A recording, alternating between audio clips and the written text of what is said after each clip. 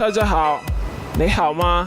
我叫 Collins， 欢迎来到 City Technologies。Halo semua, apa kabar? Nama saya Collins dari City Technologies. Selamat datang ke City Technologies.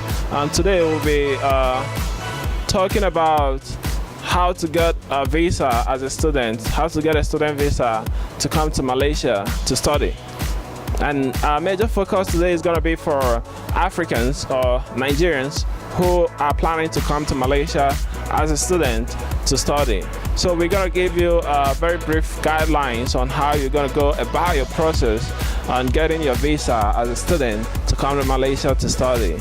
And today, first thing we have here is visa procedures.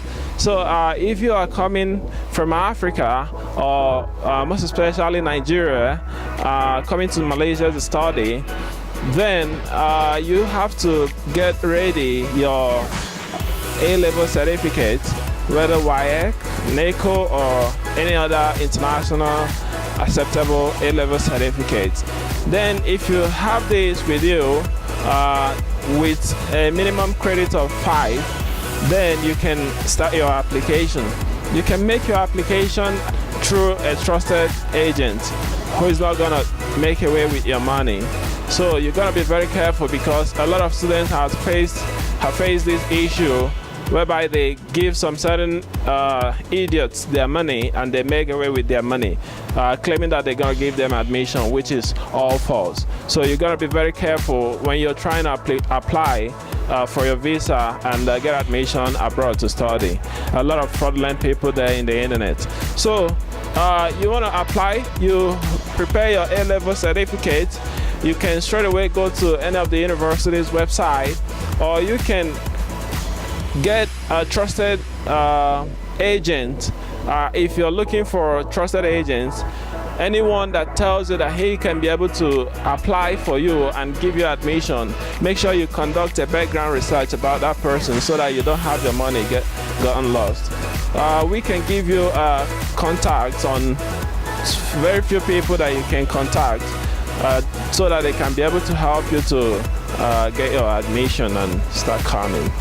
So visa cost about it depends on the university of your choice. Like my own university, for visa registration and every other thing, cost about 2,800 ringgit. So this is the initial cost, which is apart from your tuition fee, and you have to pay this before you come to Malaysia. So 2,800 ringgit. I don't know how much it sums in dollars or in your local currency. So if you can be able to pay this, then you have your visa and admission process, and you get your admission straight away once you meet up to the requirements. So cost of visa and process requirements, those are the things that we've told you already. If you want to know more also, you can contact us directly from our Facebook page. We can give you guidelines on how to go about your application so that you will successfully get your admission and study at your university of choice. So that is it. And before you are coming to Malaysia, make sure that anybody that is sending you to Malaysia is capable to see you through until the end of your studies, because Malaysia is not really that easy. It's not a country where you can come and do as you like. It's an Asian country. It's not a European country. It's not a Western country. So when you are coming, before you start coming to Malaysia, you have to plan yourself very well. Make sure you conduct a background research of all it's going to cost you while you're here in Malaysia, both feeding, flights, accommodation, tuition fees and everything. Whoever that is sending you to Malaysia, make sure the person is capable to see you through. Make sure you give the person the accurate bill from your year 1 to final year of your studies, feeding, accommodation and every other thing. Make sure the person is capable to see you through until you finish, because a lot of students have come here and face a lot of irregularities. ranging from renewal of visa, paying tuition fee, and stuff like that. So if your parents, your guardian, or anybody that is sponsoring you is not fully capable of handling this, then you shouldn't consider coming, because you're gonna face a very tough time. So if you are coming here thinking that once you come here you can easily get a job and start working and earn a lot of money, that is a typical lie.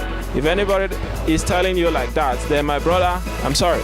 Because unless you're coming here to do illegal or fraudulent business, that is on your own business, that is on your own choice. We can't give you guidelines on that. So if you're coming here as a legitimate student and you have a pure mind to study as a legal student, then we can help you. But if you're coming here with other things that contradicts the national law, we are not in that. So that is why you have to plan yourself very well before you come here, because you can stay here for the duration of 3 years, 4 years, and you will never get a job. You'll never get anything that is going to sponsor you, that is going to help you. Ordinary water of 1 ringgit you drink, the money is coming from your country. So Malaysia is not going to give you a job. In fact, the percentage of internationals that get a job here in Malaysia is like 5/100. So it is very, very slim. The chances are very, very slim. So my brother, if you are coming here, don't think of how you're going to get a job. I'm not saying that it is impossible for you to get a job here. It is impossible, but the chances are very slim. It's just, I don't know how it happens, but I'm not sure it's going to be really that easy, because they are very, very conservative people. They offer jobs to their people first before they offer job to you. That is why the rate of unemployment in Malaysia is of a minimum range. So it's not really high, because they manage themselves very well. Their jobs are for their people, not for internationals. Before they can employ you, then you must know the level you are in a professional business. So that is it. And feeding, we're going to give you tips on how you can manage yourself on feeding. If you're coming to Malaysia to study as a degree student, then I would suggest that you cook at home. I do cook at home. That is how I manage my feeding. If you are the type that like to eat outside, or the type that is very lazy to cook, and you say you don't know how to cook, then you're going to spend a lot. No matter how rich your parents are, no matter how rich your guardians are, then it's going to be very hard for you to survive, because this is an overseas trip. Your parents are not there with you. If you used to have mates in your house, in your home, that cook for you and serve you like a king or a prince, then if you're traveling abroad, you have to change that mentality, because a lot of students are facing these issues. When they come here, they say they don't know how to cook. That why should they cook? Because maybe in their home, people cook for them. So, but you're coming here, that maid that cooks for you in your home is not coming with you. You're coming alone. So you have to prepare how to manage yourself, have to be a responsible student, have to be a responsible human being. You're not going to remain the way you used to be. So a lot of students face these issues. When they send them feeding money, they can't be able to manage it. Within a short duration of time, they have finished their money, and they start begging for money, start looking for who they can borrow money from.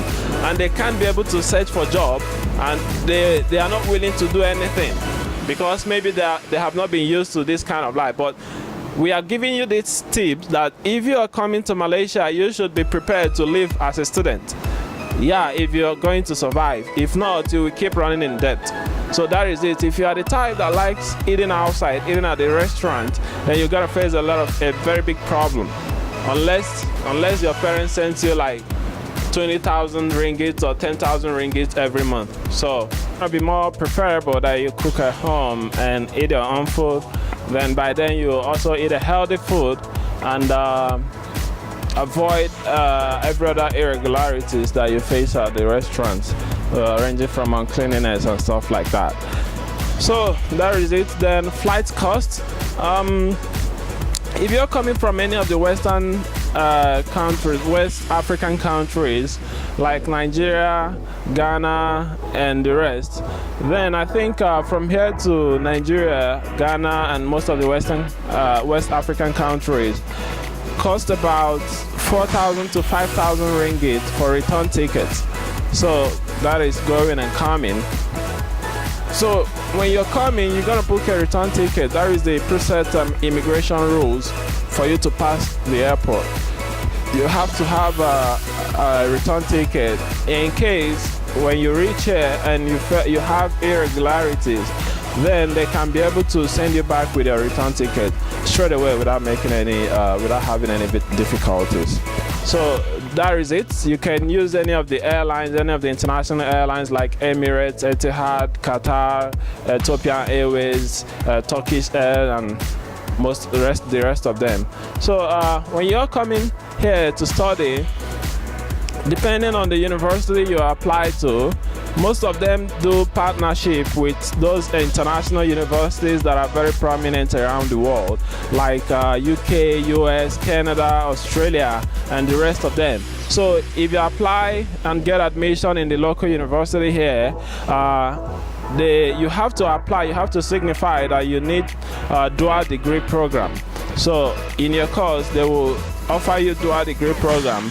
What it means is that when you graduate, you're gonna get 2 certificates, one from the UK, US, Canada, or any of the universities that the local university here are partnering with, then 1 certificate from the local university here. So you can use, when you finish, you can use the one from abroad to work or further your studies and stuff like that.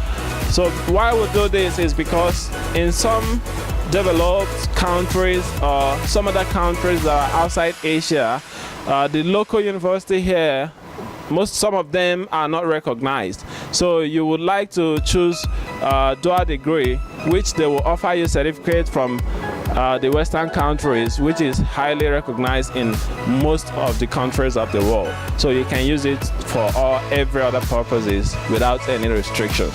So that is why we do dual degree. And in dual degree, depending on your university of choice, they also have segmentations, which means they segment it into 3 petitions, which is 2+1, 1+2, and 3+0. So 2+1 simply means when you have been offered to do dual degree in the local university here in Malaysia, you have to do 2 years here in Malaysia and 1 year in abroad in that university where your university is partnering with. So they have several universities that they are partnering with in UK, US, Canada, Australia, and every other prominent countries. So you do 2 years here and you finish the rest 1 year abroad. That is 2+1. Then 1+2 means that you do 1 year here in Malaysia, then you do 2 years abroad. You finish up abroad. That is all about 1+2. Then 3+0 means that all your duration, all your years of studies is going to end here in Malaysia. There is no traveling abroad. You will finish from first year to final year. You're going to finish it here in Malaysia and you get your 2 certificates here in Malaysia. So that is it. That is all about it. And each course costs about depending on your course of study, like IT costs about 23,000 ringgit in my university. I don't know for other universities. And engineering costs about 27 to 30,000 or maybe above that. I don't really know the actual amount. And mass communication and some other subjects as such cost about 20 to 23,000 also. So you would like to go to their website or tell your agent or your counselor to give you the list and costs of all the courses, so you can select the one you can afford and the one you want to go for. So that is how you can be able to choose which course you can be able to handle and be able to succeed in it. So that is it from us today. So one advice we want to give you is that if you're coming to Malaysia, make sure you're coming to study. Just study. Nothing is attached. If you're coming here to do some other things, you're on your own. If you get into trouble with the Malaysian government, that is your own problem. So it would be a very good suggestion in order for you not to tarnish your image and the image of the country you're coming from. You come here, you stay on your own, do your legal business here, and finish and leave. as simple as it is, then you wouldn't have to face any irregularities. So that is it. That is all from us today. And you can leave a comment down below. Give us a suggestion of what you would like to see next, and tell us what you feel about this video. And if you want more recommendations, if you want further information and details of how you can come to Malaysia, you can contact us directly from our Facebook, Instagram, or WhatsApp. We're going to leave the link down below how you're going to reach us. So until then, enjoy.